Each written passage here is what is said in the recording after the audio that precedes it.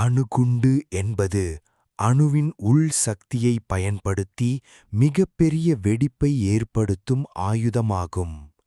1938ஆம் ஆண்டு ஜெர்மனிய விஞ்ஞானிகள் அணு பிளவை கண்டுபிடித்தது இதற்கான அடிப்படையாக அமைந்தது. இரண்டாம் உலகப் போரின் போது அமெரிக்கா மன்ஹட்டன் திட்டம் என்ற இரகசிய ஆய்வின் மூலம் முதல் அணுகுண்டை உருவாக்கியது.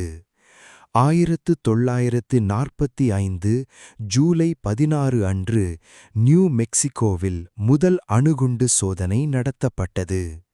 பின்னர் 1945 ஆகஸ்ட் 6 அன்று ஜப்பானின் ஹிரோஷிமா நகரிலும் ஆகஸ்ட் 9 அன்று நாகசாகி நகரிலும் அணுகுண்டுகள் வீசப்பட்டன.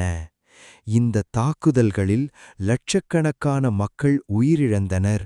பலர் ரேடியேஷன் காரணமாக நீண்டகால நோய்களுக்கு ஆளானார்கள்.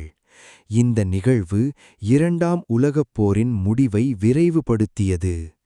அதன் பின்னர் உலக நாடுகள் அணுவாயுதங்களின் ஆபத்தை உணர்ந்து கட்டுப்பாட்டு ஒப்பந்தங்களை உருவாக்கத் தொடங்கின.